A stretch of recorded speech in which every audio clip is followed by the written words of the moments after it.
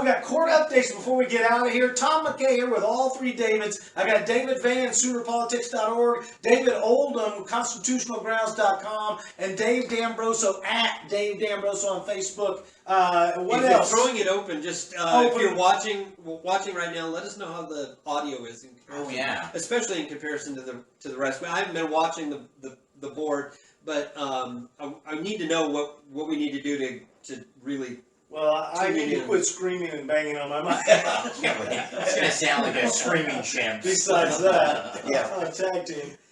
Court updates. Yeah, well, again, Timothy Harper is out, but he's on a gag order. And he was charged with? He was charged with going into a liquor establishment with a gun, evidently. Primarily... Yeah, primarily liquor. So they did their books and they're 51%? That's correct. We don't know. Oh, Here's the thing, and I said this last week. I don't believe David Prater is ever going to prosecute this. I believe he's using this just to stifle this man's civil liberties. Right, and he can at least for just like he's doing with your friend Rick Hubbard. They're going to put that off and put that off. I don't know if that's Prater, but the same thing. No, that's over here with Kunzweiler. And I think got to make an example. Yeah, it's just shut the guy up. You're scaring the neighborhood. So right? he's charged with exercising his rights. Yeah. Yes. So they violated his Second Amendment, now his bad. First Amendment, and his Eighth Amendment right to reasonable bail. Yeah, and I would say to violate your First Amendment rights is definitely excessive bail.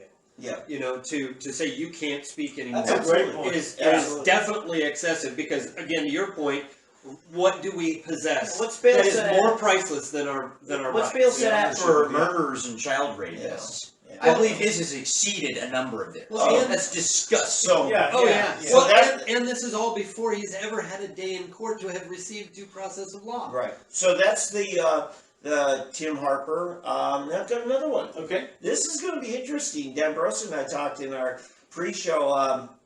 Dean Davis was going to be going to court for trial Wednesday, this week. And I looked up tonight before I came here, and they moved it to January 27th.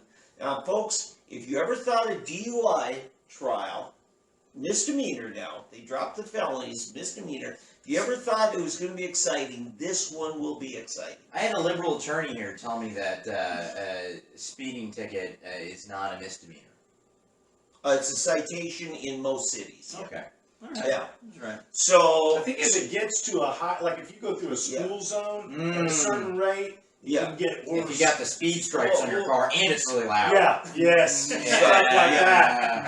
But the real one they're going after is trying to prove that he was intoxicated beyond the legal limit. Yeah, and this is, like we talked about, this will be a really interesting case because the prosecution has no physical evidence. No evidence. They only have one witness to it, right? It was a single cop there, or maybe there was another cop. I don't know. But, it's really one guy's word against another. And it's one guy's training against... there's training. His training. But my training says he was drunk. You got my policy says an arrested motorist who has some ongoing health issues, which are quite documented, which could easily play into, field sobriety test results, because we know those are some of the most bizarre. My opinion is if Dean produces his medical records, it's a home run. He wins. Okay. Because the police documentation indicates there is some uncertainty over whether to take this guy to jail or to take him to the hospital. Mm-hmm. And I think that's really got him. And from what I understand, I'll have to confirm there's some improprieties in the paperwork, and that's how most people, even if they're guilty, get out of DUIs. Right, and some of the phone records testimony that I believe his girlfriend had said, "Have you eaten anything today?" And he said, "Not since way early." She said, "Well, that explains a concern about the blood sugar levels." Yeah. So, So anyway, I'm going to count on you as somebody who stays in touch with Dean to keep us up to date. I talked to him, and I haven't confirmed this with him personally, but I think it might be that. Dean's got his first gray hairs this year, and he's coming pretty close to 50. Sorry, Dean, I added but I didn't know, and I'm like, seriously? Yeah. I think there might be a little bit of ego tied up in. I am super healthy. He's always been healthy. He's been into fitness. He's been a coach. And I don't think he wants to say, I'm not okay, and I have these episodes. Yeah.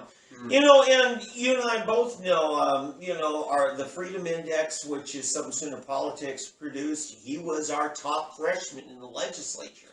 Did a good job. He and Jay Stiegel. You're allowed to have diabetic episodes. And if you weren't top, we'd make fun of you for it. Well, I'm saying, his value to the state in setting the bar higher on protecting our individual liberties. That guy scored 9 out of 10 votes, correct? Yes, and this is with a lot of leftist pressure, and some people, his more conservative friends, they removed themselves. Dean was reaching out to all kinds of people. Like I said, Dean is my rep. Yeah. And an area where I have property, and he calls me before votes, and as several other people, and asks them. He's known as a person in the community. He's coming to fix your fence for free. Yeah. And there are many people who will say that. So much so that he had an unprecedented, uncoordinated grassroots campaign of sign waivers at like almost all the precincts. Yeah. So, but it is, it's interesting. It's sort of this concept of, I think people never put it on the inverse, respect the office and not the man. And I had a very conservative people. They wouldn't criticize Barack Obama because they praised the office. They revered the office so highly. They said, I personally don't agree with anything he's done, but I will not say a bad word about him because he's the President of the United States. Well, what is the opposite of this? Understanding that this office has inherent power and profound power for everyone in society, and that then we, to some extent, do have to separate the man. I hear this a lot, and I don't know what it logically means. I don't vote for policy or party, I vote for the man. Well, that's backwards, because I ask people this. You look at, I don't think you find a finer human, by the way we rank human beings, than Jimmy Carter. He's still teaching Sunday school. He's a nuclear physicist, a peanut farmer, a brilliant guy. We had the worst economy outside of the Great Depression under his rule. We had hostages there. You better be careful, because I got all kinds of flack when I said Obama was a good dad, and this guy gave me all kinds of hell for saying that. Well, even his kid, I don't know. Maybe. But my point is, you look at all these great things about the personhood. He's a great Christian man, but he has all these terrible policies. Then you look at Donald J. Trump, who I love. Everybody knows I'm a Trumpophile. He says, I've never asked God for forgiveness in an interview. Well, that means, newsflash, according to everyone's theology, you can't be a Christian. Yeah. So he wasn't when he said that. He's on wife number 3. It appears that he paid Stormy Daniels, and she broke the NDA. I mean, his video, or his audio recording of Billy Bush was true. He was married at that time. That was actually recording. You look at him and say, well, he's not pastor material, but he's president material. Yeah. And you look at, and I ask people this, and I don't know why it's not compelling. Maybe it's this whole thing that backs up against people. I ask people based on the Christian faith, I said, you look at Moses, who led Israel out of Egypt. I mean, this guy's a stuttering murderer. Look at King David. He's a murdering adulterer. Look at Paul, who wrote most of the New Testament. He's a serial killer. Gotcha. Such a thing as redemption. And I have to say, I would not trust my wife to the care of King David. He's an adulterer. He had the man killed so he could get his wife. You know everybody. Yeah, well, he was a scumbag. What can I say? No, I'm just kidding.